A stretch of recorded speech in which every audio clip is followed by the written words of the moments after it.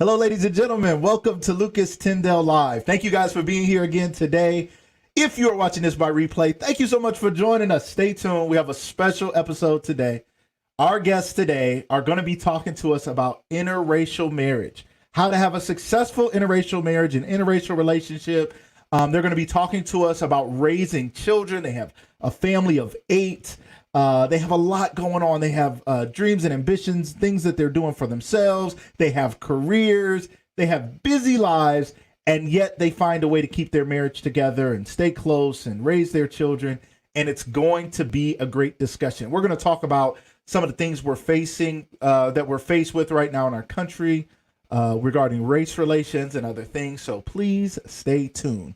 Thank you, everybody who's watching, whether you're watching us by Facebook, YouTube, LinkedIn, or Periscope. We're really excited to have you here today. Please stay tuned for this replay. Please stay tuned if you're here live. It's going to be an exciting show. As always, if you're live, you're going to get a chance to ask questions and interact. That's what the live audience is all about. That's what makes this experience special. So make sure you're commenting, you're interacting, you're saying hello. Let us know you're here. Let us know you're excited about the content. Hit those hearts wherever you're at. Hit those laughing faces. Hit stuff so we can see how you're feeling about the content. We appreciate it so much. And if you could share this broadcast, we'd appreciate it. Even replay watchers can share the broadcast so that others can see it. This is an important conversation. This is going to be fun. These are great friends of mine, and I'm so excited that they're going to be on the show today. And I just wanted to take a minute right now for us to think about what is going on in our country. We know we are dealing with some serious issues with race. Ahmaud Arbery was killed by 2 men who were playing cop. I don't know. I think one of them used to be a cop, but I don't think being a cop in the past gives you the right to be a cop because you choose to be a cop. And so we're being faced with the realities of that. I think there's more to come on that story. For people who are concerned about it, I think it's time to tune in and pay attention to what's going on. And as always, we want to make sure that we are engaged and we are voting and we are a part of the political process locally as well as nationally. State, local, national elections. Let's be involved. Don't only wait for presidential elections. Get involved in voting. Get involved in serving. When it comes to voting and at your polling places, make sure you're filling out your census, ladies and gentlemen. It's 2020. Let's make sure we're filling out our census and that we're being fully active in our civil duties, ladies and gentlemen. Hello, hello, hello to everybody who's jumping in, saying hi in the room. Sharice, Melanie, Deniska, JJ, Lily, thank you guys for being here. I know more to come, and we're going to get started here in just a second. We want to get to it today, but first we want to thank our sponsor. Our special sponsor, our main sponsor, as I share with you guys each and every day, health matching account at HMA Enroll to Save. Again, don't just Google health matching account. I want you to come through our link. You want to go through our link so that Lucas Live and our Lucas Live audience, so that we all benefit from this. You want to go to HMA Enroll to Save. Health matching account is a very special program. It allows you to take your health care into your own hands. It's not about replacing your healthcare insurance. It's about adding to it. It's about having something so that you can meet those deductibles and pay those out-of-pocket expenses that so many of us get hit with. And oftentimes people don't have the money to be able to cover those things. The great thing about HMA, if you're an entrepreneur and you're underinsured or you don't have insurance and you're looking for something to have a little bit of security, to have something behind you, health matching account is a great, great supplement. Because as you put in money, that money is growing over time to the point that you will have your dollars matched. So if you do the 5,000 plan, you will put in about 2,500 and get $5,000 worth of coverage over the course of the maturity of the time. And if you do the 10,000 plan, you put in about 5,000. It's an amazing product. We have some great companies that are jumping into this and some individuals who are getting into this. If you are in contact with your HR person at your job, please reach out to me, because we'd love to present this to your company as an option for your entire company. Or if you are that HR person or that benefits person, please reach out to me, inbox me, message me, reach out, and let me know, because we'd love to present this information to your company at no additional cost to your company. So please reach out to me and I'll share more information with you about health matching account through our link, HMA Enroll to Save. And next, I just want to encourage everybody to make sure that you are subscribed for the Inner Circle. are you a part of our inner circle yet? I mean, if you're not a part of our inner circle yet, what are you doing? Okay. I keep telling you guys some cool things are going to happen. Actually, tomorrow, we're going to be having a live concert with Rob Thompson, Mr. Saxy Rob again.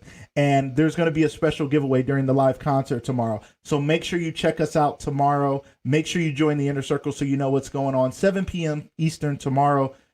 Saxy Rob will be back doing a live concert on Lucas Tyndale Live. I'll be in his ear. We'll be connected live. He'll be able to hear your comments, your thoughts, your requests through our show tomorrow, and we're going to do some special giveaways. So please make sure you tune in and make sure you join the inner circle by texting Lucas Live to 31996. Text Lucas Live to 31996. Thank you, everybody who's continuing to join the room. Thank you guys so much. I see someone, Angela Hardesty, I'm going to get to you. I see someone asking for prayer. We're going to make sure that, Angela, we'll make sure we touch base with you. We absolutely want to make sure that we do that. I will make sure I reach out to you, and we will take care of that and make sure we're praying for you. Certainly, this show is more than just a place for us to come and gather and laugh. It's a place with purpose. It's a place for community. It's a place for us to gather together and learn about and talk about important topics. This show is about education, motivation, liberation.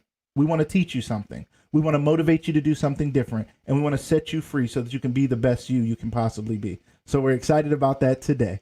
So without any further ado, I want to bring in our special guest, a wonderful couple, great friends of mine.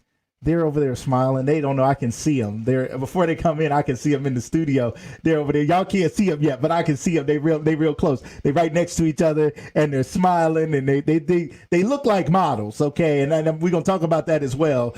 They have a beautiful, beautiful family, and they're gonna share their journey, and they're gonna talk about what it's like to be an interracial couple, and just about being a couple in general. So we're gonna get into it with our special guests. Let's welcome to the show. Hit the heart. Show some love for Dan and Destanie Harsh. Welcome to the show. What's up, Lucas? Hey, how you guys doing today? Great. I had to work outside, delivering the mail. Other than that, it was a great day. It was a good day. Dan gets to stay home with the kids. I was financial advisor, dad, teacher, all of it. All of that today. Living in the Corona time. See, somebody's going to be watching this like 10 years from now, and they're gonna be like, what was everybody talking about? Why were all these parents talking about they were teachers? Nobody, wasn't that many kids at home getting homeschooled, but it's the truth right now. It's what's going on right now. So many people are getting homeschooled. So Dan is at home right now doing his job. Destanie is out working outside. She carries the mail and delivers it to us, and that has to be a difficult job. So let's start a little bit with you guys and your careers and what you guys are doing. We're going to talk about your children. We're going to talk about your marriage. We're going to get all in your business. It's going to be a lot of fun. So ladies and gentlemen, if you have questions, please put your questions in the comment section and show them some love as we continue on. So tell us a little bit, Dan, we'll start with you. Tell us a little bit about what you do. What is your career like? And then what does work look like today at home with your family? What's that like? So I'm a financial advisor with Cap Trust. Probably one of the biggest things that I wouldn't say irritates me, but it's a misconception is everyone thinks, oh, financial advisor, he knows what hot stocks to pick. And that's the complete opposite. If that was the case, we wouldn't be sitting here. Destanie, I, and the kids would be on our own island right now, probably sipping a cocktail. Yeah. Right. So we're fiduciary advisors. The big fiduciary word literally means we act in our client's best interest. So we don't work off commission. We don't work off selling products. It's really, we charge a fee for a service. Some of the bigger things that stands out from what our firm does is we're big in financial planning. So we're holistic planners. So we really bring in different pieces of the puzzle that a lot of people don't think about. And that's, insurance planning, estate planning, tax planning. I could go on and probably bore a lot of people with this, but to me, it's fun. I love the numbers. Important.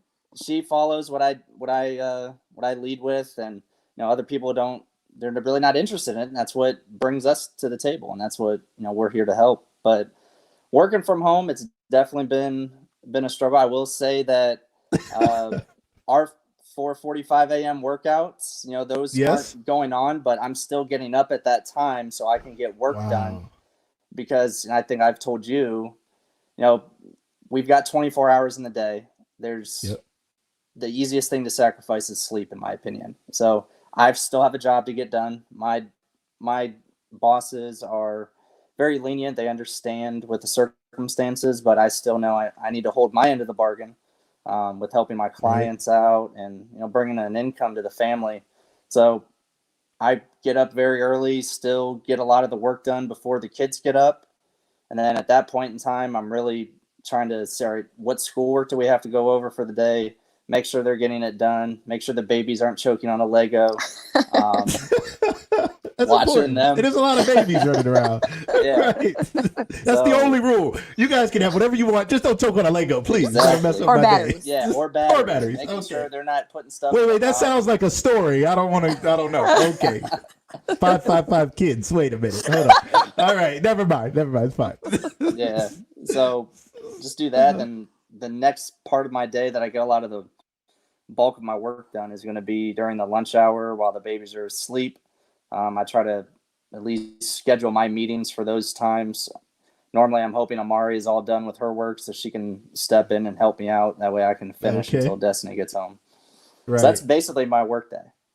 That's right now. An intense day. So Dan and I, for those of you who don't know, 4:45 in the morning, Dan and I, for 3 months straight, were at the Y working out, 4:45, 5 a.m. We were at the Y working out 6 days a week until the corona shut the Y down. I mean, we were the last guys scratching at the door with tears in our eyes, looking in the window like, really?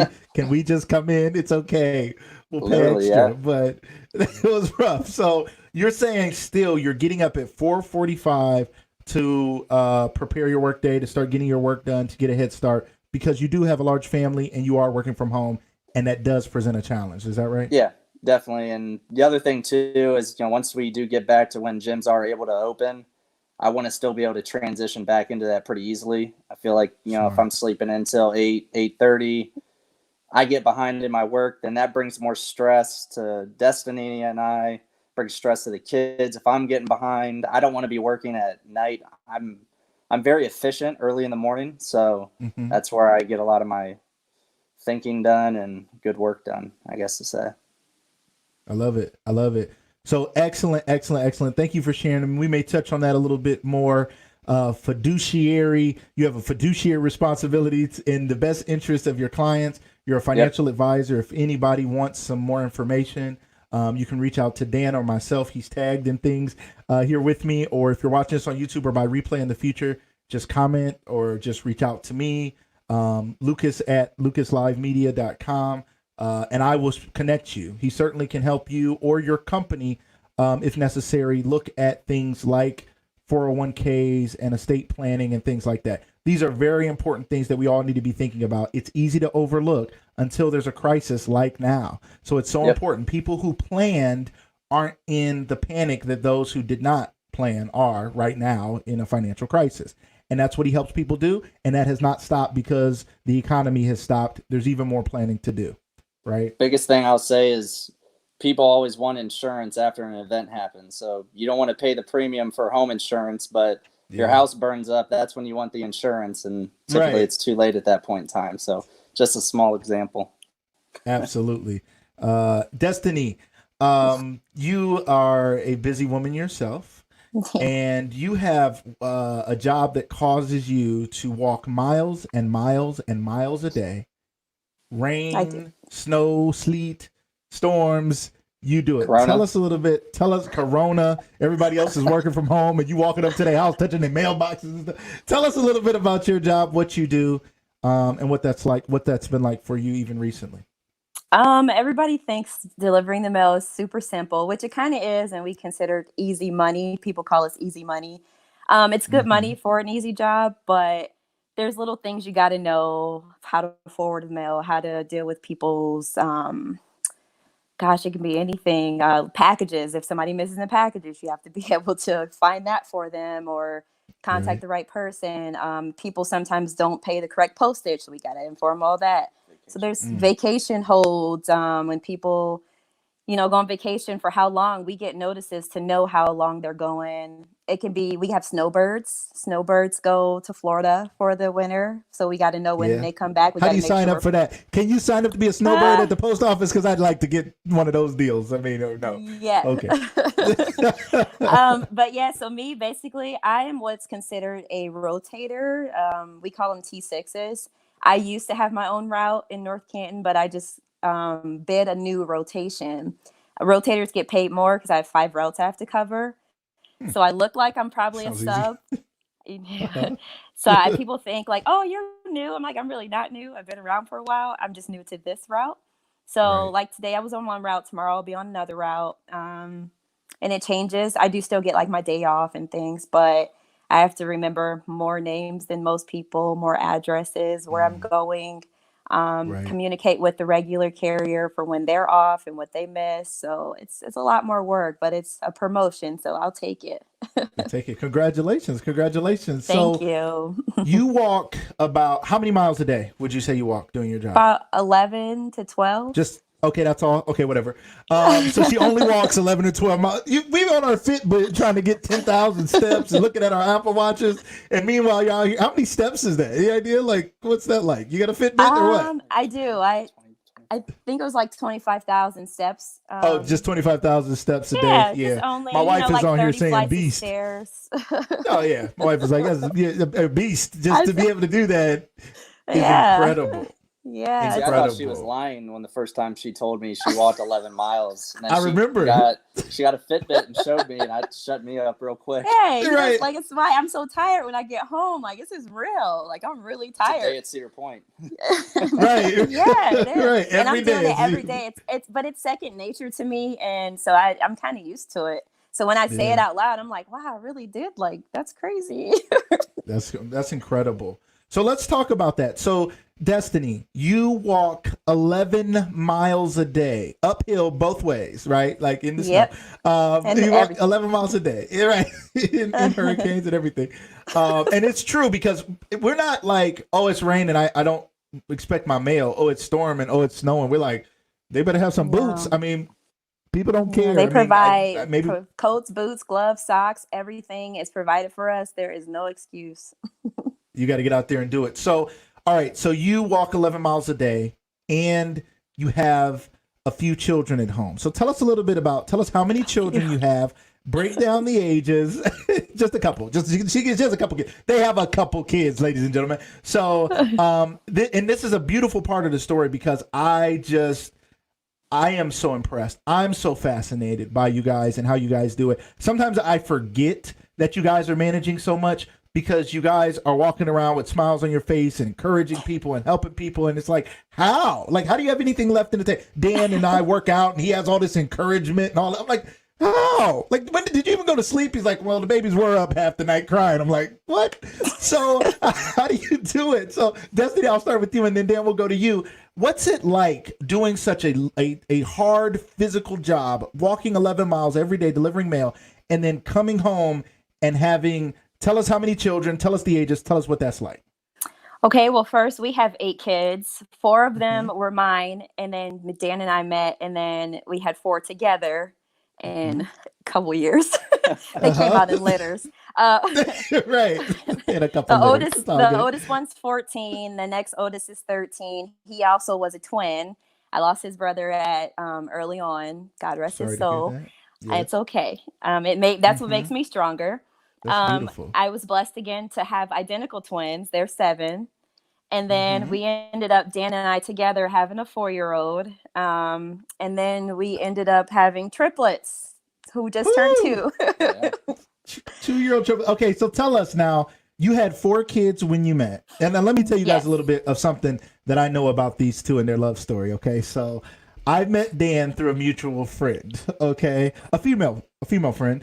And she was always talking about this Dan guy. And I'm like, Dan. And she was like, he's just a great friend. Dan and Trey. Great guys. They're just such great guys. And I'm like, and she was single. I'm like, why don't you date one of them or something? You know, what's going on? And she was like, I remember her always saying, Dan is in love with Destiny. Now, at the time, Dan and Destiny were not a thing. Dan and Destiny were not together. They I weren't barely anything. knew him. She really knew him. Okay, that's even crazy. Literally. he was wearing her down. He was hunting her down. So she was like, he loves Destiny. I was like, oh, Destiny. I know Destiny because Destiny ran track with my wife in high school, and they both coached middle school girls track together. So I met Destiny then. I was like, oh yeah, I know Destiny. Okay, great girl. I get it. But okay. And then years later, they're together, and it wasn't like at the time that was the deal, that was the move, but this beautiful love story all came together according to Dan's plan. Mm-hmm. Yes, it was Dan's plan. That's beautiful. He was. Now, but when you got married, how many kids did you plan to have? Dan, you answer that. How many kids were you thinking, she has 4, we're going to get together and have 4 more, or was it, what? No. What was the plan? So we had CJ, and then that's our 4-year-old. I ideally wanted 1 more. I really didn't care what the gender would have been, if it was a girl or a boy. But I think even in and out at 6 would have been fine. People think I'm crazy saying this, but 6 would have been a cakewalk for us right now. Makes sense. But right. Destiny, I think this is a funny story not many people know. So after we were married, Destiny kind of wanted to just get it done and over with. And I was like, no, let's wait. Let's kind of enjoy. And so it was around my birthday time. I'll keep this brief, but Destiny was just like, no, we're getting this done now. PG. Okay, get what done? What are we talking about here? She's like, no, we're going to do this. And I'm like, no, I think we should wait. And well, that didn't happen. And so she took the pregnancy test in November of 2017. I'll never forget, I came home from an estate planning seminar and she showed me it. I'm like, oh my gosh. So within like 2 weeks, she's showing. With Christian, she didn't show till like 5 months. And I'm like, all right, something's up here. I started Googling, like, all right, why is she showing so early? I kept reading, hilarious. Like, oh, the more pregnancies you've had, the more you'll show. I'm like, okay, all right, that makes sense. So we go into our ultrasound right off the bat because her history of multiples we needed to know. We're sitting in there, and right off the bat, we saw 2 sacs immediately. And we talked about twins, and I was like, all right, that's just another car seat we got to buy. We'll be okay. Like, just another car seat. Hashtag just another car seat, ladies and gentlemen. Throw that in the comments. Just another car seat. It's no big deal. 2 would have been fine. Twins would have been fine. It's extremely quiet in this room. And Destiny's like, looks at the sonographer and said, why aren't you saying anything? She's like, well, honey, you guys see 2, I see 3, and my jaw dropped. And I was like, what? He was like, can I get something to drink? Right, something hard, something stiff. Right. Looking back, it was not the happiest time because instantly, now we're both very positive people. I can be more of a realist sometimes. Destiny's like smiles, trying to make the best of the situation. In my mind, I'm calculating daycare costs, formula, clothes. Financial advisor, ladies and gentlemen. Yes. I'm like, how are we going to do this? And I couldn't imagine. And then I Googled what the chances are of having natural triplets, and it was 1 in 3,000 from a UK study. And so I went and and bought some lottery tickets. And I was like, maybe we'll win. Well, that didn't happen. Right. Apparently, we keep hitting the lottery. Obviously. That's incredible. But yeah, the plan was 1 more after CJ, so we would have had 6. But go ahead and say you're saying, Destiny. What? You know, when you plan something, God laughs at you. Oh, always. When you make plans, God laughs at you. And so that's what happened. And so he picked us because he realized, like, oh, they're cool. Let's just give these kids to him. Oh, thanks. Right. Give him a loving family. Give these kids. That's awesome. You make plans, God laughs, and he does what his sovereign will is for your life. Right. Yes. That is such a cool story. Such a beautiful story. I want to jump to some of the comments just to shout out some of our audience. People are commenting here, and people are excited. Sharice Grantham, again, thank you so much for being here. Such a loyal follower. We appreciate it. Miss Melanie Deniska, again, thank you so much. JJ Lilly, we appreciate you. Angela Hardesty. Damon Thomas, my man, he said he's looped in like LinkedIn. They're getting looped in now, coming to the show. I appreciate that. Appreciate everybody being looped in. Ed Hagen, thank you so much for being here. Tina, welcome to the show. So glad to have you. Thank you again for being such a loyal follower. Lady Latrice, hey, how you doing? Hey. Glad to have you. You guys know her. That's my cousin Greg's girlfriend. All right. You don't have to say. She was like, it's my cousin's Greg's girlfriend, twice removed, and she knows my cousin, my other friend. Okay, let's go. All right, we get it. Corinne is loving the headphone game. She's like, you guys got it going on with the headphone game. Yes, that's how you know you're connected. Rashad said he loves you guys. People are just excited. Terrence Jones, a good guy right here. Terrence Jones, I gotta have you on the show. Terrence Jones, such a good guy. He said, what a blessing to see a happy couple raising a happy yet large, stable family. And Terrence has worked with a lot of families in the community that weren't as large as yours and weren't as stable as yours. So shout out to the stability of the family. That's incredible. China said, one of my favorite families. Aww, excited China. for you to be here. You guys are getting so much. I can't keep up with all this love. You guys are amazing. Monique says you guys are amazing. Ashley Jenkins, our good friend, she said, I love you guys. Love Ashley and Charles. Shout out to them. Such a beautiful couple they are as well. Brittany says, so adorable. People are loving the love. They're loving the love story. Who doesn't love a good love story? And you guys are sharing that with us. Carla, Tiffany, Jackie, Scott, Brooke, thank you guys for being here. Everybody, thank you guys for your comments. Keep commenting, keep sharing, ask questions if you have them. Keep hitting hearts. If you're watching on Periscope and you hit those hearts, that tells Twitter that this is an important broadcast and it shows it to more people, okay? So share it and hit those hearts. If you're on Facebook, hit the hearts, hit the laughs, whatever you're feeling, engage. This is not like a regular show on TV where you're just watching and you're here and they're there. We're in this together. This is Lucas Live because we have the livest audience. It's about you guys. So keep engaging, keep participating. We love the fun. Wherever you're watching it, please share this. And thank you guys so much for being with us. LinkedIn, YouTube, wherever you're at, we really appreciate having you guys. So we're going to get back to our wonderful couple here and continue to hear a little bit more about your story. Okay, so you guys, again, Destiny, y'all, if you missed it, I told you guys, when I met Dan, I was told Dan loves Destiny. Destiny was his destiny. He was going to be with this woman, okay? And they weren't together at the time, and yet it happened. So tell us a little bit about how you guys did end up, maybe meeting, or how your relationship kind of, or how did it get to a place where you guys knew you were going to spend your lives together? Why don't you tell us about that? I think people often wonder, like, how do you know? How did you get to a place where you're like, it's going to be us for the rest of our lives? So we met I ran track with Destiny's brother Joe at Walsh, and so we both long jumped. That was when we first met. I saw Joe talking to Destiny, and I knew Joe did not warm up for long jump because he was just that good. We all know that. So I just went over to him. Superstar athlete. He played in the NFL. Yeah. I was like, come on, man. I was like, we need to get warmed up. So then he made the introduction. And so I knew of Destiny being a great athlete in high school. So I was like, man, I got to get a good jump off today. So I ended up jumping 22 feet. Joe and I took first and second place in long jump. It was actually our conference meet. I will say at the time, his girlfriend at the time was at that meet as well, just so we know. All right, so listen. This is fascinating. Okay. All right. See, he didn't have long-term plans for her, apparently, So your girlfriend was at the meet, but you met Destiny. And when you saw Destiny, though, and this is just real, I mean, this is important, you saw something in her. It was something that made, it was plenty of women there. It wasn't like just because you saw some girl there, your friend's sister, didn't mean you wanted to impress her, but there was something about her. What was it?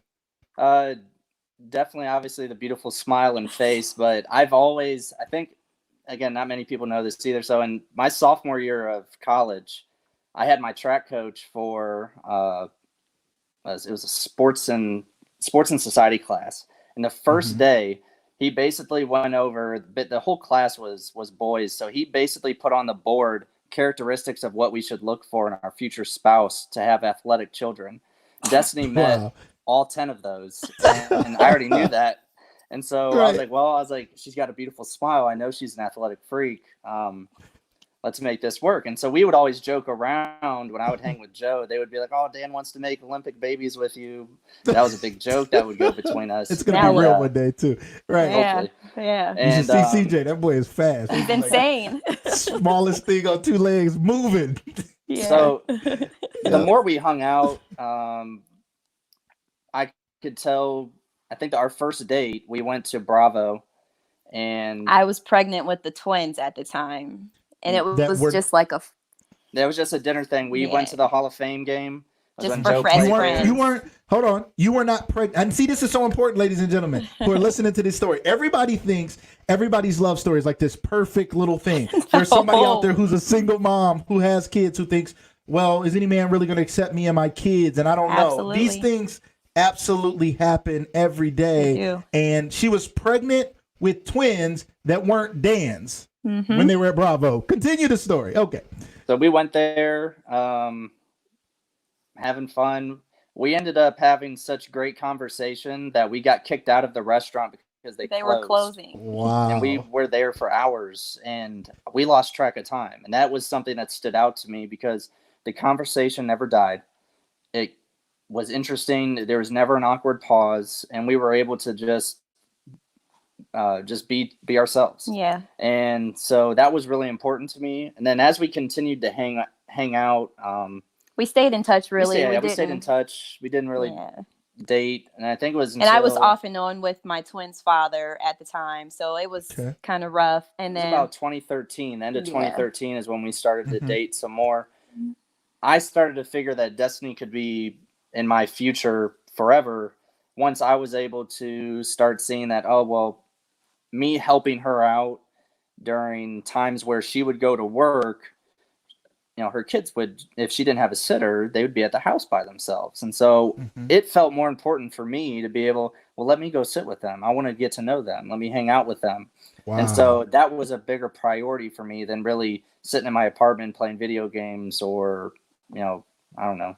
Being just being a young guy, single bachelor. Yeah. So that was important, trying to establish a relationship with them. So, I mean, I've been in Mari and Zeke's lives since they were 7 and 6.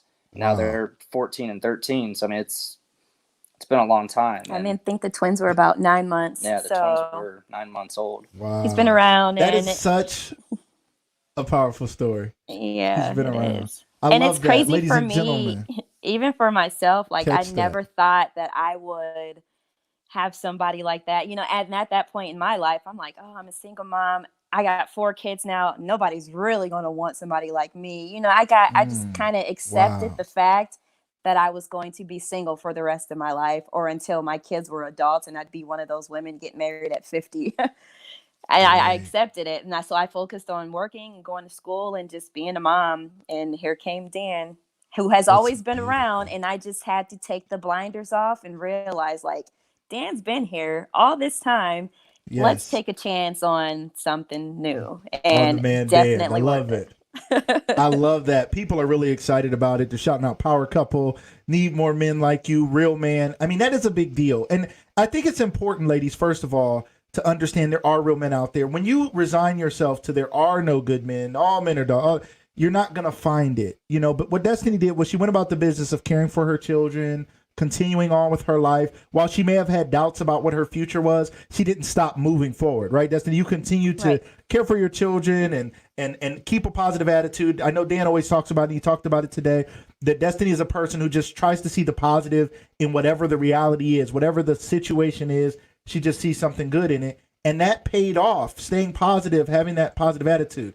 And then, Dan, for you to say, instead of being a young single guy, hanging out at my own place, playing video games, hanging out with my friends, going out, I'm going to go sit with this lady's kids and get to know them is a powerful thing. To any men out there who are hearing this and you're interested in a woman who has kids, get to know her kids. As soon as you guys are at a place where it's comfortable for both of you and you're both in agreement, get to know her kids. Don't treat her kids like an attachment, like an extra, like a pet, like well, yeah, your dog can like me or not. It's not like that. Or baggage. Very good. It is important. Now, I want to jump to something else, and I want to get back, continue to talk about this love story.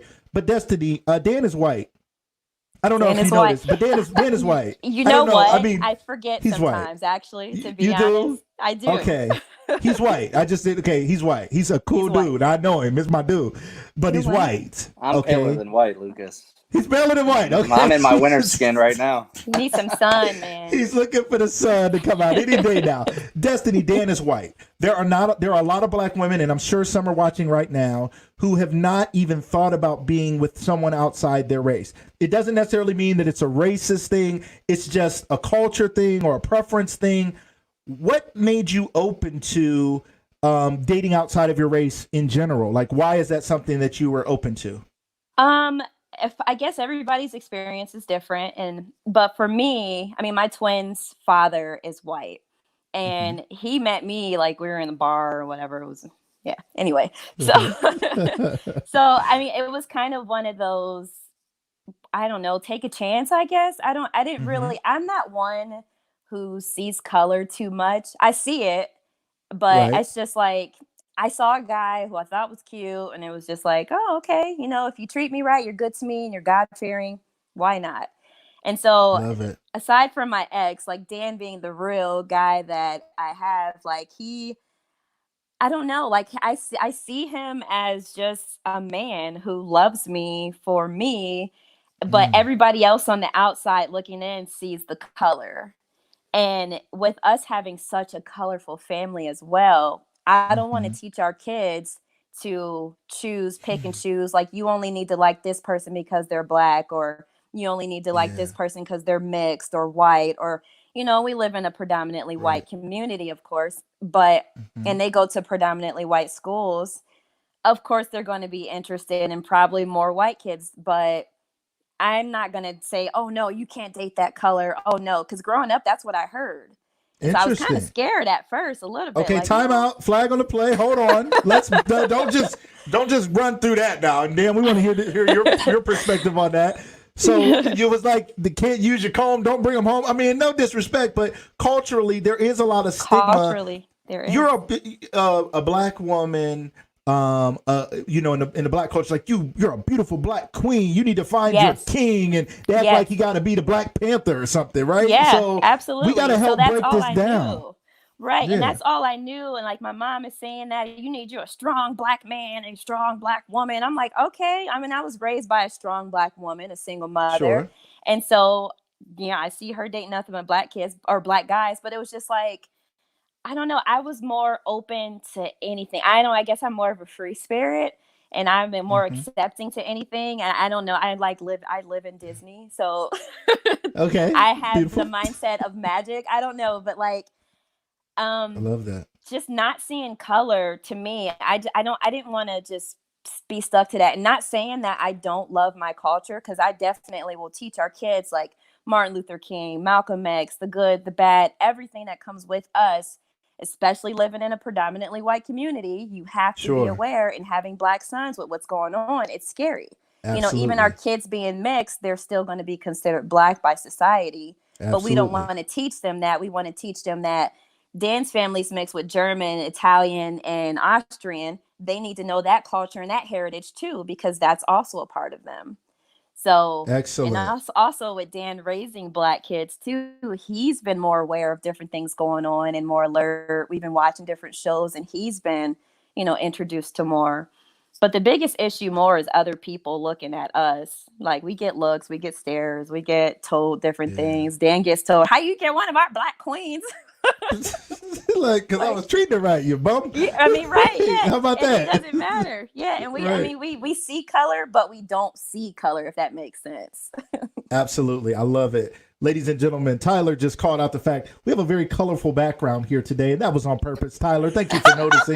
We have a very colorful background because we're looking at the blending of colors and bringing people together today. So this was my artistic vision here today, Tyler. Thank you so much for noticing. I was hoping somebody would say something about that.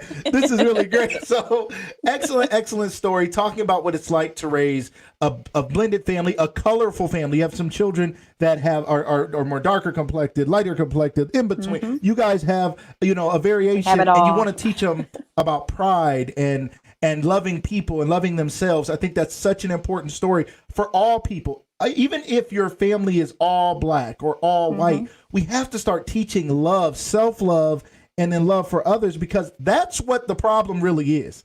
It's Right. hate.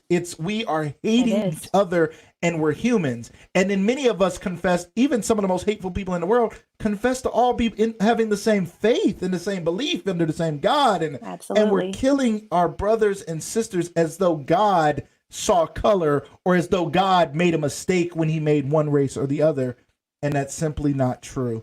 Dan, I would love to hear from you about, and Dan, I don't know if you noticed, but Destiny's black. Yeah. And she's a black woman. I believe she's from the inner city. And she had 4 kids, Dan. She had 4 kids, my man. She was pregnant, my man. And you're like liking this girl. What's Yeah. up with that? How did you break through that? Because for you, even more stigma and stereotypes and what are you doing kind of thing you could face. What was that like, and why was it worth it for you? I think the biggest stigmas that I faced was, and even Destiny's asked it too. We've just had conversations. Is why me? Why did you pick the black girl from the hood with 4 kids when I Uh-huh. could have went and looked for a doctor that was single, making hundreds of thousands of dollars, and it ultimately came down to just I saw past all that. I Yeah. saw the person that Destiny is and our compatibility. Like I said, it goes back to the Bravo date. We literally sat at that table till they kicked us out and they said, "Hey, we're closing." I've Wow. never had that happen before, and Right. that was something that stuck out to me. She's obviously gorgeous. She's a model, so I got to see what she looks like after having kids, and if that wasn't a Right. big duh, I'm crazy. Right. It's And like, wait a minute. You had how many kids? Why do you look like that? Wait. she's athletic. She loves sports too, so we've got a lot of similarities from what we like and enjoy to do. So that was something I just could not throw that away just because she Yeah. had kids prior. And me coming from a white family, I went to Perry High School where we had maybe 3 or 4 black kids at the school. Wow. I never It's thought a black different. girl would be into me. Um, Wow. Whoa, Never. hold on. Slow that down. We got to talk about What? that. So that's a whole other thing. So Yeah. that's not even, this is a perspective. So, okay, especially to the black women out here listening, there may be a wonderful white man who doesn't even think you'd be interested in him. So he might be your Prince Charming. He might be your Boaz. He might be your man, your husband. You looking for a husband. Women are always like, I'm looking for my husband, looking for my husband. And then you're looking past people who don't look like you. You could be Take off missing the it. blinders. Yeah. Take off the blinders, open your eyes. So Dan, you wondered if she would even be into you. What does that even mean? It's weird to even think about or say, but I just honestly, I did not think that a black girl or black woman would be interested in me. Now, granted, I'm not your average white man. I predominantly listen to rap music. I prefer 90s old school hip hop, Right. NWA, Eazy-E, Snoop Dogg, Dr. Dre. That's what's on my playlist. Right. I'm heavily into sports. I prefer to wear sweatpants and a hoodie during the winter. I'm not wearing khakis and a polo. I Uh-huh. like my fitted hats. So Right. it's just a culture that I enjoyed, but I did not think that would ever come true. And Right. here we are today, and I love it. I wouldn't change it, Yes. but dealing with those stereotypes, you just got to push past it. And two, I think Destiny had said, we've been in this quarantine, but we sit here and I like to educate myself because, again, I'm raising 3 young men. One of them is full black, and Mm-hmm. I've already had to handle some issues at the school because he was being wrongfully blamed for something that I Wow. thought was improper. And so we've watched, I forget, what was that movie? Was it Mercy? Oh, Just Just mercy. Just Mercy. Mercy. Yeah, we Yes. Oh, watched so that. powerful. Yes. We watched the documentary on the 5 boys or 6 boys up in On New York, Yeah. Harlem. How in they Yeah. see Harlem. us. Yeah, Yeah. we Yeah. watched that Yeah. documentary. So stuff like that intrigues me because, I experience sometimes, not me directly, but I see stuff Sure. happen to my family, and to be honest, it pisses me off. And it's, Right. there's been times where I'll speak up because it's not right, and it drives me nuts. But I need to educate, Ezekiel. Listen, this is how you're being viewed with some people. We got to do our best. This is how you need to act. I've got your back. I got to do the same thing for Jordan and Christian, and it's I'm the leader of the family here, so I have to continually educate my mind. And I don't experience what she goes through on a daily basis. I'm not going to experience what they go through, but if I can educate and at least be knowledgeable about it, and then I think I'm doing myself a pretty good job of helping to raise them. I love that. And Dan and I, like we said, me and Dan spend every day together until the quarantine. And we'll be back at it as soon as they open it back up. Dan, I'm ready to go. So, hey, I don't care. Whatever they say, go back to the gym. I'm with you. Even though I've been staying up till 3 a.m. now working, we might have to get there. Like, we just have to go like right out. I'm just going to stay up and go, I think, because it's just working out better. I have an afternoon job now, if you don't notice. I work afternoons here, so it'll work out. But Dan, we always had those honest conversations, and I loved it. Being of different races, we talked about it. We had the real talks about it. We talked about how it felt and what you thought when things were going on. I remember when you guys watched, those documentaries, and you were watching those things and you were mad. I mean, you were like, this is crazy. This is wrong. These are people, period. Like, This is madness. Like, I can't believe it. And it wasn't just like, I have black children. I have a black wife. I need to be down with the cause. I got to be woke. It wasn't like that. It was just like, this is humanity. These are people we're talking about. And I think that matters so much. I want to go to some of our comments here. And there's so many people are saying things. People are really enjoying what you guys are saying. Andre Robinson, glad to have you here, my friend. He said he's been 16 years in an interracial relationship. He says, have you guys faced any issues from others outside looking in? I think you guys spoke to that a little bit, and you guys, we can touch on that a little bit more. Dan, Rashad said, Dan, you look like John B, so you get the pass. He said, you're smooth like John B. If y'all don't remember the 90s singer John B, that was a smooth dude. He said he got the John B. He's smooth People like that. People actually think that Dan was mixed when he grew his hair out. They thought he was mixed. Yes, Dan has some of the fullest, curliest hair ever. Yes. And that's why I keep it short. Right? Just keep it short. They're like, is that an afro you got? He's like, kind of. Tyler Thatcher, our great friend, he was a guest on the show a few days ago. He said, Alex Simon says he teaches we all bleed the same red. Yep. That's right. Yes, absolutely. that's right. Absolutely, we do. Angela Hardesty said, beautiful story. Really enjoying it. Rob Thompson, Sexy Rob's in the house. He said, what's up everybody? Corinne wanted you to know, Dan, that doctor you could have married, that doctor isn't an athlete. She said, Right. that doctor, Right. she wasn't going to be an athlete. Y'all wasn't going to have no Olympic kids. They was going to be healthy, but they wasn't going to be Olympic. All that time in the books. Right, exactly. She spent all that time paying off that student loan debt. That's what's going to be the problem. Monique said she's a gorgeous and amazing woman, and her personality is so bright. I love you, Mo. Absolutely. That's so cool. Tasha, a good friend of my wife and I, she said, you love who you love, right? You do. It's about that. If you're open to it, though, like, I think it's important. You love who you love if you're open to it. There's so many stigmas. I mean, there's so many stigmas. It's so hard for us to really wrap our minds around that, I think, at times, but you really do. It's really important. JJ Lilly, thank you. JJ Lilly said she is in a interracial relationship. Yeah. Awesome. Tiffany Horn said, Dan, play your music. Play whatever music you like, my man. Carla King said, does Dan have any eligible uncles, cousins in the late 40s, early 50s? Just asking, It's like, where did they find this guy from? This guy is like rare. His parents raised him very well. His parents are amazing. That's awesome. Parents raised him right. Absolutely.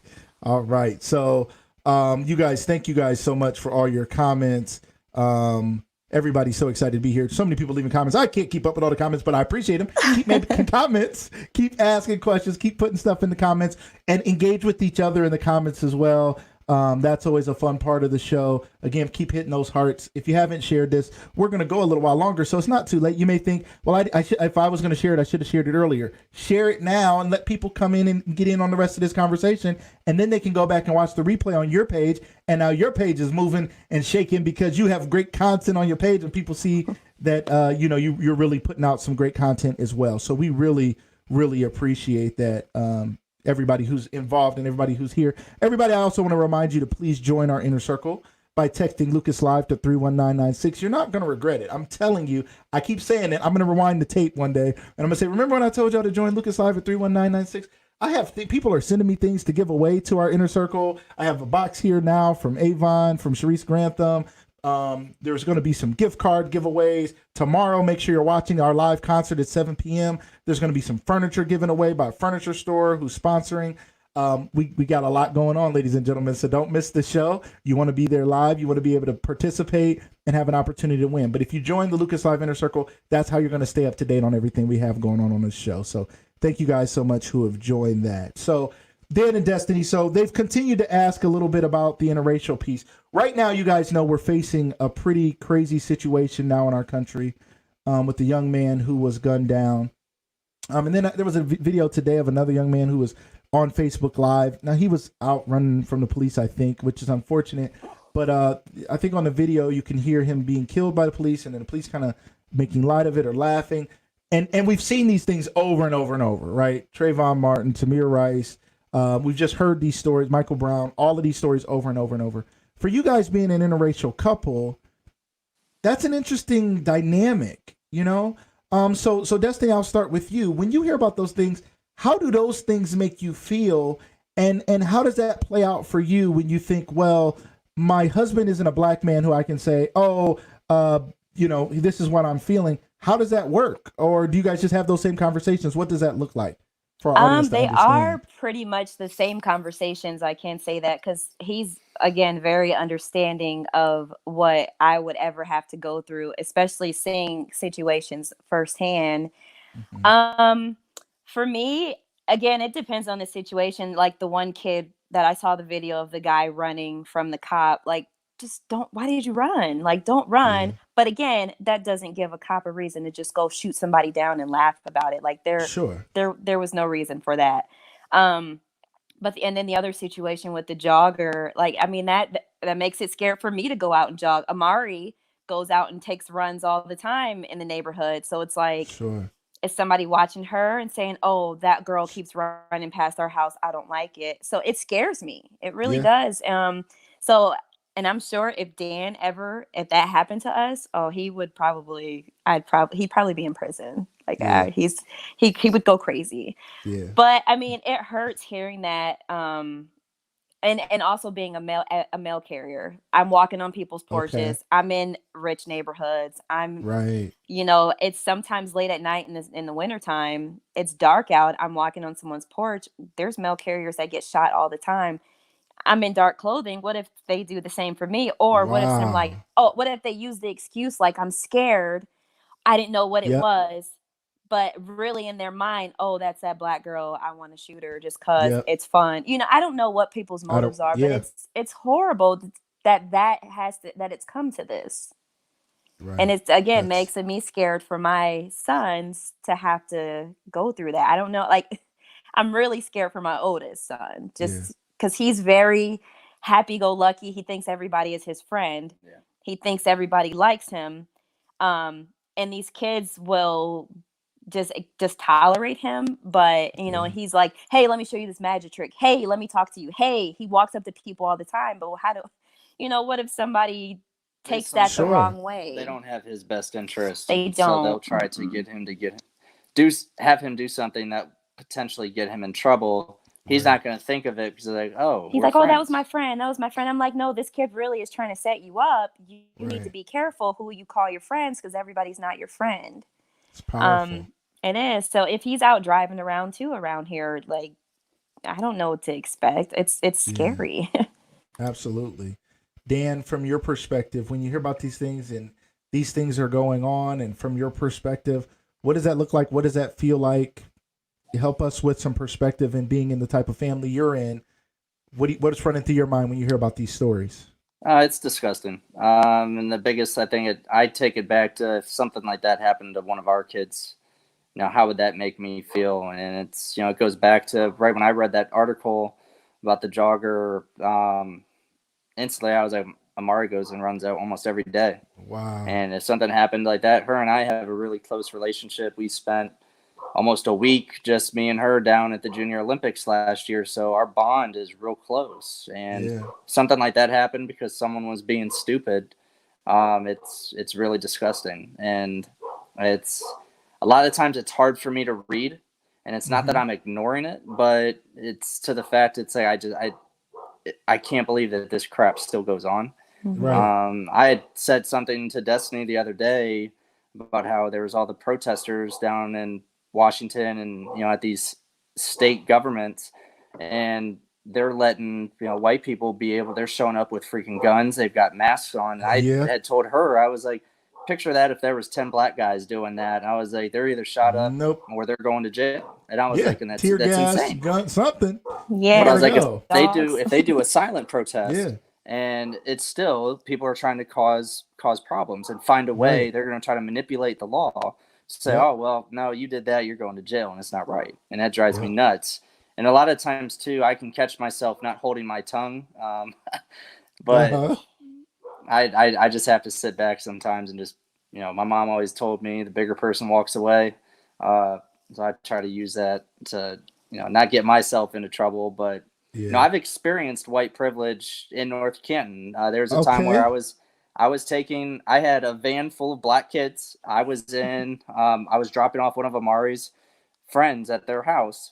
I rolled through a stop sign. It's 9:00 at night. I'm on the way home.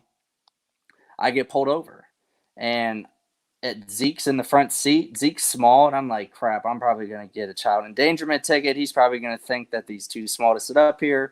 And guy just was like, didn't ask for my license, didn't ask for insurance or anything. Was just like, hey, you rolled through that stop sign, get a warning. And so I'm like, I wonder, I don't know. I feel like if I was African American at that point in time, I think something probably could have went a little different. And I had told her that, and she was like, did that really happen? I was like, yeah. I just got a warning. I was like, it was like a 2-minute stop in North Canton. Not too far from your house, actually. You trying to tell me I should be scared? What are you saying? You know what I'm saying? Like, be careful now, brother. And all the speed limits is 25, so you got to go real slow around here. No. So I love that. I notice, when I'm at work, I'm in a dress shirt, dress pants, dress shoes, look very professional. I notice when Destiny and I are out in public, I am treated differently based on what I wear. When I'm all dressed up, I have certain types of people will be more friendly with me. They will be more open to chat. If we go into stores, I'm viewed differently. But if I'm dressed how I am now, I get a lot of the persona that I'm a wannabe thug. I'm probably just renting a home, that I'm not at the success level. And it's really just because I'm comfortable 24/7 in shorts and a t-shirt or a hoodie and sweatpants. And I like hats. He's an athlete. It's he dresses like what an athlete. I enjoy. It's, I get the stigma that I should be, wearing jeans all the time and a polo tucked in with my belt. And a dad hat. What's up with that? Where's your dad at? All right. So I see that, it's nothing to the extent of, how a black person can be treated, but I do get a small type of stereotype towards me based on how I dress, especially if I'm with Destiny. Sure. Like, we've got a lot is of what kids. He's doing. Yeah. They're just like, oh man, they look at this irresponsible young couple. They've got all these kids. And especially if we have all of our kids and they see our black kids and our mixed kids. And it's just, we get all the bad rap. You guys look like, Yep. That's really sad.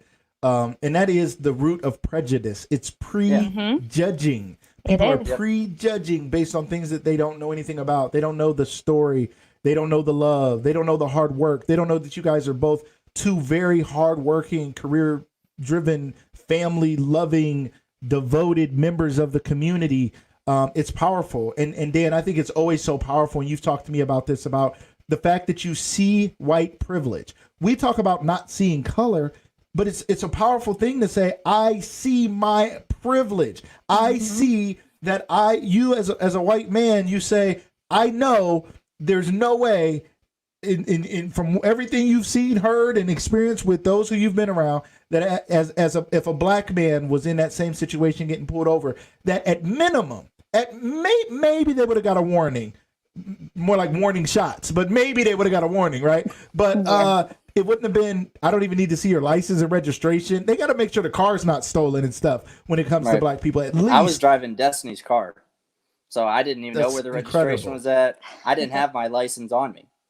Yeah. So see, and so as a I can tell you guys who are watching, as a black man in America, especially right now with everything going on. Now, I'm not saying, I personally feel like in my lifetime things have gotten worse because of the rhetoric coming from leadership in our country that it's okay to be racist. Bottom line, it's okay. It's okay to be a bully. It's okay to bully people on social media. It's okay to treat people like they're less than because of their race. So I feel more insecure now. I feel more concerned when the police pull up behind me. My heart starts pounding. I'm concerned. I'm not just worried about getting a ticket. I'm worried about losing my life. And I am an extremely compliant person. I'm the same nice, laughing, loving person. This is who I am. I'm no threat to anybody. But if I get pulled over, when the police are behind me, I am truly concerned. I am truly worried.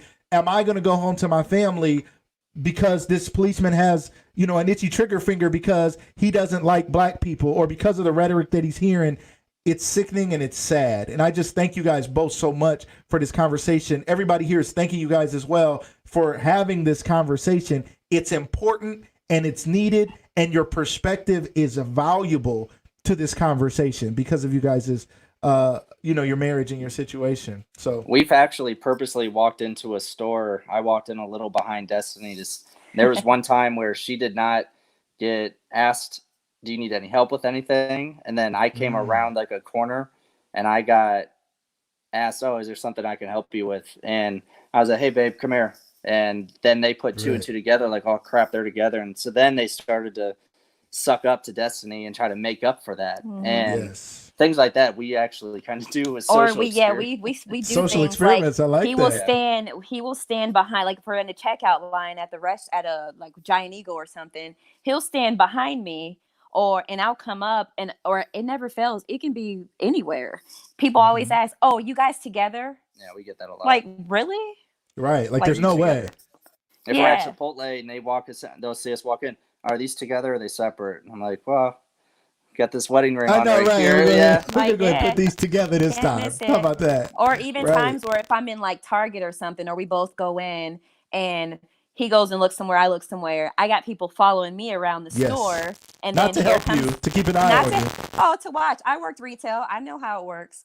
And so the rules work, right? And so I went, and Dan will walk up too and say, hey babe, or whatever, and the person will walk away. Yeah. It's just like, I would now say, Dan, do you see that person following me and watching me? I picked up on it.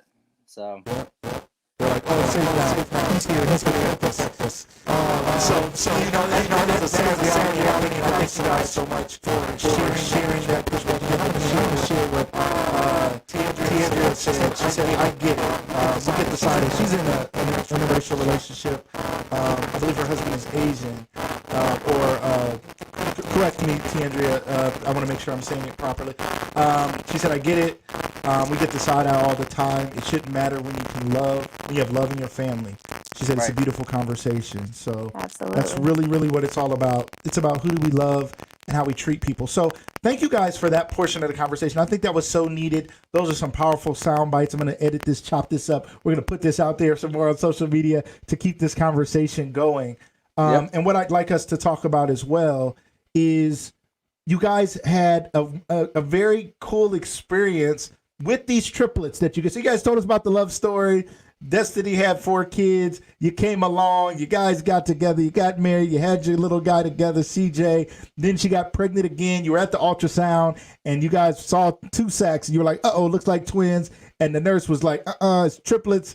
And you guys had triplets early. Tell us one real quick, if you guys could tell me a little bit about the story of you guys having triplets and what happened, Destiny. I believe you had to go on bed rest. And how did you guys tell us a little bit about your faith journey during that time? Because I know, because you guys have shared with me, that was a trying time and trying to figure out how are you going to manage your life and your finances. What was that like? So with my job, I didn't have a lot of sick leave, and so it was really hard when I got off of work to be able to afford both the incomes in our home, to keep our home, and pay bills and live. I had got off of work. I was off of work for 7 months. I had to get off of work early because it's really hard to walk. It got challenging for my body, just health reasons, with pregnancy related, trying to carry babies and kind of keep going and delivering mail, walking. So I ended up, I had to see specialists every week. I had an ultrasound every week. The babies had to always be monitored. They had to watch to see if another baby would suck up another baby or take more from this baby. Wow. So I was on the radar. It's definitely a different experience, even from twins and triplets, definitely different. So we went to our 28-week ultrasound, and I ended up seeing Zoe. She was our baby C at the time. She ended up becoming baby B somehow at the delivery.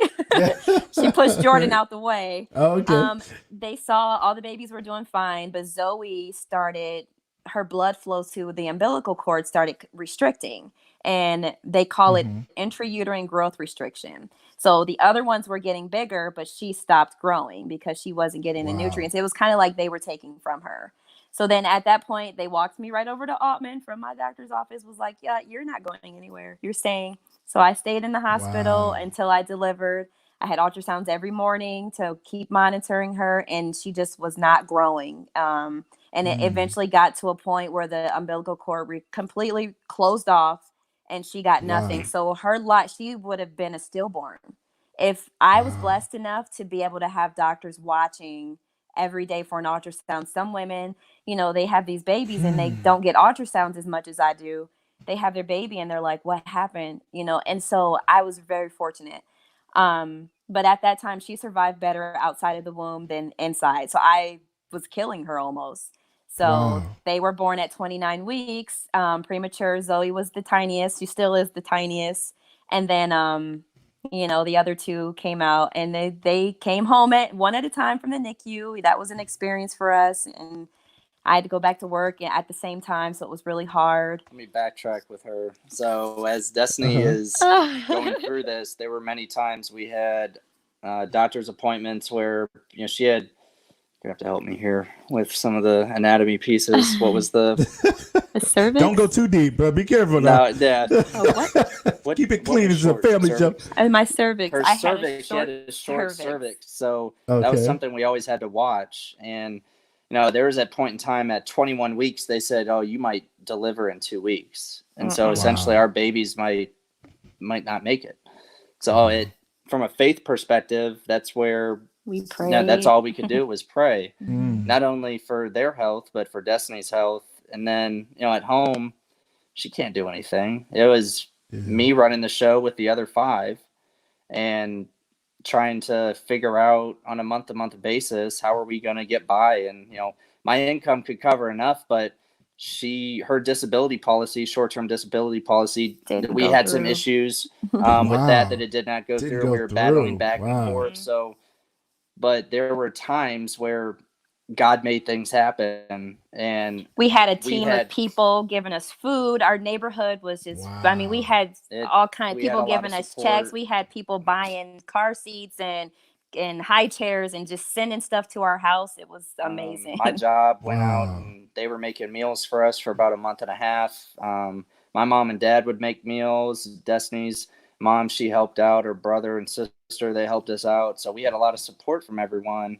And, babies were born. Everything's going great. Their 30-day ultrasound, we end up finding that Naomi has a brain bleed. And this is my first NICU experience. This is after birth.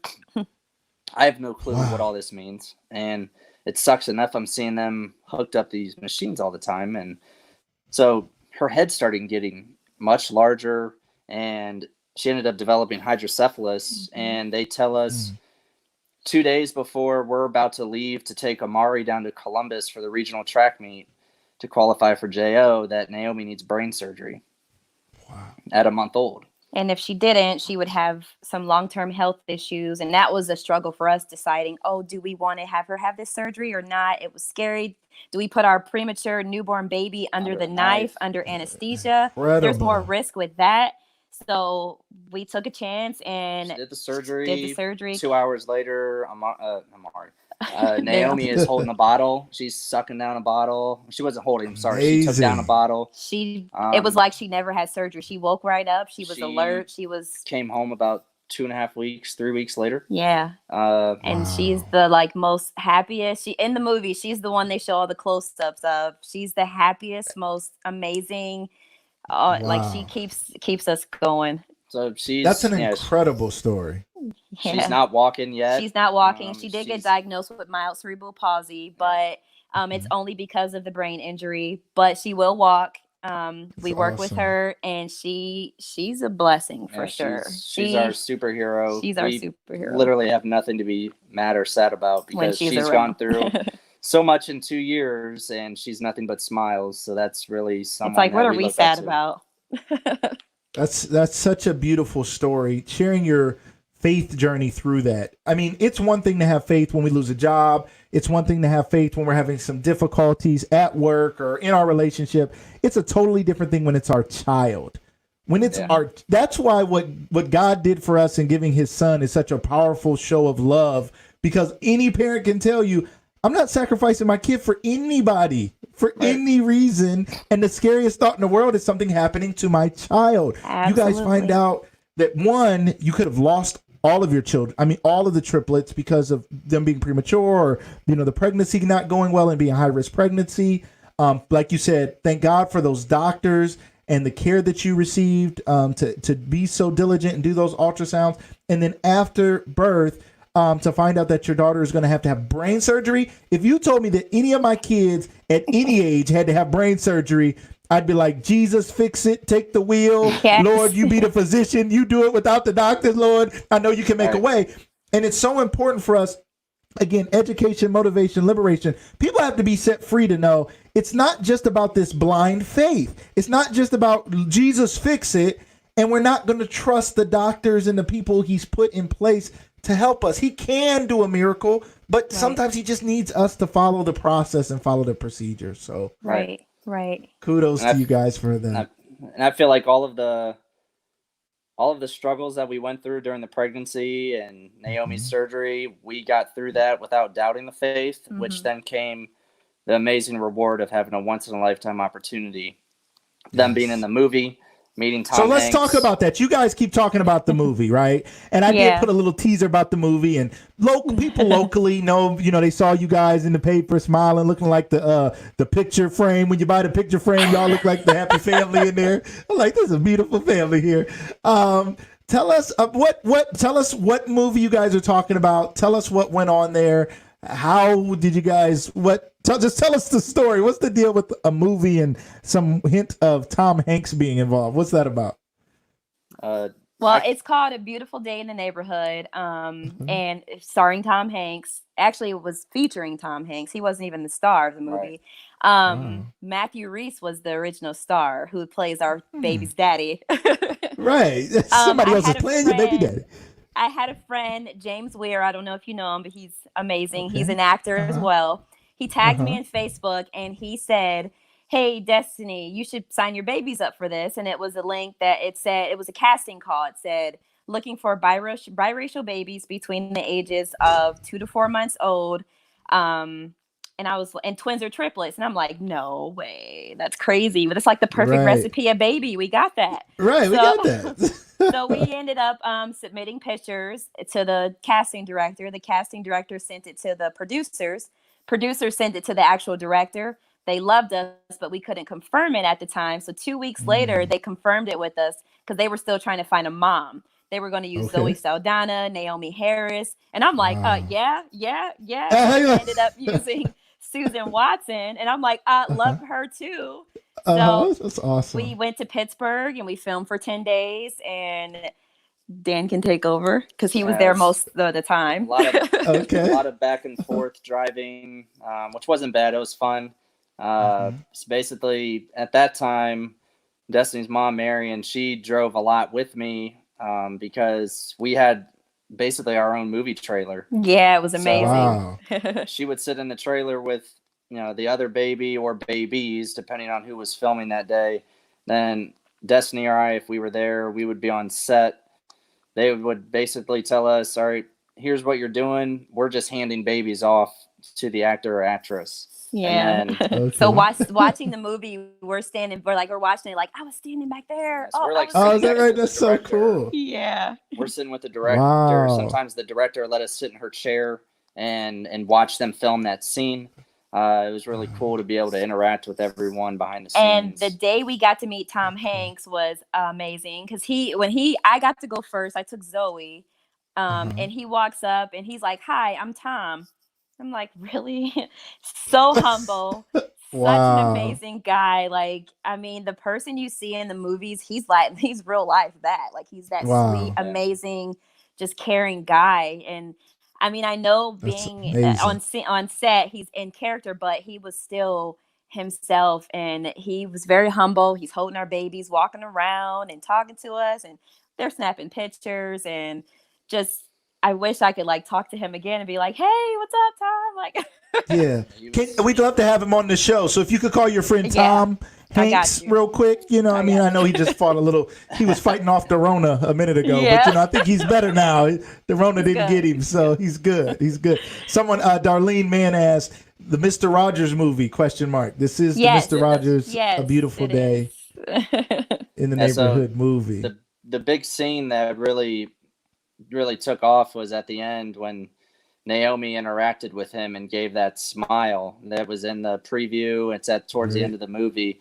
So I was there for that scene, and literally that was the first take that they did.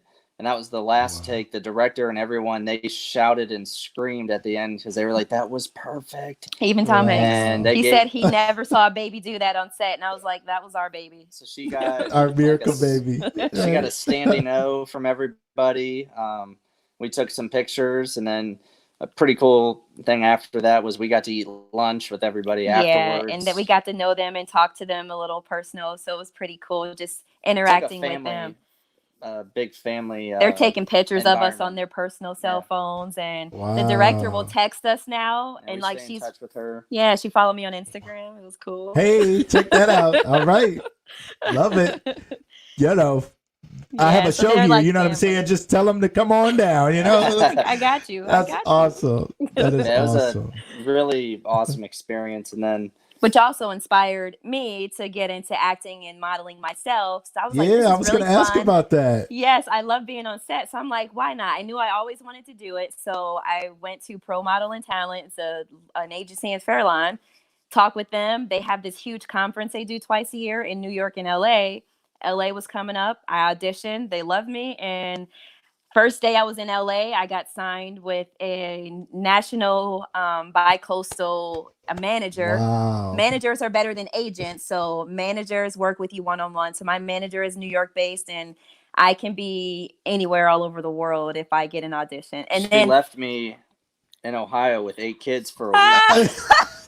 I remember. I was like, Dad, it's a true story. I was like, Dad, if you need me, if something happened or the kids get sick or something, I can come over. Me and my wife can come help with the kids. Yeah, she was. Guys. Yeah, it's okay. You had a good time. She deserved it. She deserved it. I ended up getting our whole entire family signed with the agency too. So we are all represented. So cool. So if you guys, ladies and gentlemen, if you guys didn't catch that, so they're triplets. Through an audition, through a casting call, got cast in A Beautiful Day in the Neighborhood, the movie about the Mr. Rogers. It was the story about him, and Tom Hanks, played Mr. Rogers in the movie, and they're triplets. You have to, like, if you guys remember Full House, how Mary Kate and Ashley Olsen both played Michelle, right? You got to swap the kids out. You can't have the kids too long on set or on scene, child labor, at least silly child labor laws they got, but that means all of their babies got to have a deal in a movie, which is super cool. And then it inspired Destiny, which I love this because we can't take for granted the fact that we can be inspired by our children. Yep. And even her infants, her little superhero and her other, triplets, they inspired her to go do something that she always wanted to do. You guys know, for me, this show is just something I wanted to do. And I just turned on the thing and hit live one day. And if you go back to the first episode, I was saying, okay, so I'm testing this thing out, and I'm going to start going live, and it's going to be a show. I didn't know, and it's getting better and better every day. That was a month ago. I think today is our 1 month anniversary. So thank you guys for being our special guests. Yay. Thank you on our 1 month anniversary. So I'm so glad you guys are here to celebrate that with us. But Destiny was inspired, and she went after it. She found out, where can I go? Who can I talk to? She got with an agency. She took classes. She learned more about modeling and acting, and she dedicated herself. And her husband supported her as she dedicated herself to those things. And her family, came around and they helped her with the kids, and they did what they had to do. And she got a chance to go out to LA and spent weeks. Was it weeks out there? 1 week. 1 week. 1 week in LA. Lucas. And what? He 2 said, weeks don't get was ready. too much. He did 2 weeks. He wasn't hitting the weights the same that week. He was just a little weaker. I mean, I was like, why are your eyes? Have you been crying? No, it was all good. He was ready to roll. We still had a great time that week. But your first day there, you got a manager, which you said is even better than an agent, who is representing you. And now then they looked at this beautiful family that you guys have, and now your entire family is represented under a contract. Yes, my manager said that we have a very unique family and a very unique look. So he wanted us, so we're probably going to be, whenever Hollywood opens back up, everything shut down, but we would be in Target ads, Disney ads, whatever they need, like a family or something. A lot of the times when you see those ads, that's a whole family. So maybe soon something will come up. We can't wait. Close friends of mine, so I will be claiming you. I'll be walking around with Target ads and stuff. These are my people right here. When y'all was in the paper, I was all proud. These are my people. And I hope you guys, when Destiny, you get your first big acting role and you guys model, I hope you guys will come back to the show. Absolutely. And please, you may be on set or something, may have to set it up a little different. But I would love that. You guys were tremendous, tremendous guests. Ladies and gentlemen, please show some love in the comments to our great guest today. Wherever you're watching from, Facebook, Periscope, YouTube, LinkedIn, we hope you enjoyed this conversation today. I think it was so needed. It was it was educational, motivational. It was liberating. It was everything we look for in such a beautiful story that God laid out for you guys. So we really appreciate it. People are saying thanks for sharing. Thank you. And the best advice that I live by, and I said I love Disney, I would always say, keep moving forward. Walt Disney always says, keep moving forward. Whenever you think life is stopping for you, just keep moving forward. Excellent. Ladies and gentlemen, take that to heart. Think about that. Keep moving forward. I'm trying to throw up some of the love from the comments on the screen. It's coming faster than I can catch up with it. It's going. People are throwing up their hands and clapping and showing love. Cherie said, somebody give this family their own TV show. I wish. I know. Hey, Rashad, me and Rashad go get together. We producing some stuff. Rashad did our wedding video, and it was amazing. It's amazing. Shout out. He's my big brother. Let me throw him up here. If you guys don't know Rashad Polk is an amazing filmmaker. He was on the second episode of this show a month ago. Watch that episode. Amazing filmmaker. If you need someone for your business to make a commercial, or if you're trying to put something together special for your family, wedding season has been a little different. Maybe you're trying to live stream a wedding or do something special with a smaller wedding and you want to make it special and make it something memorable. Reach out to Rashad, because he can take something that maybe wasn't, what you planned for it to be, and make it something amazing. Okay. Dan and Destiny's wedding video looks like a music video. You can't beat his work. You can't beat it. It was amazing. I didn't even want a videographer for our wedding. I was like, we don't need that. And then she said Rashad, and he was like, I promise you, man, this will be worth it. And I was like, all right. I took his word, and I regret saying that, because it was phenomenal. Yeah. Amazing. I was in a wedding that Rashad shot, and I remember looking at myself in this music video that it looked like. I was like, was that me? Was I there? I don't remember it looking like that. It wasn't that. It looks like more fun in the video than it did.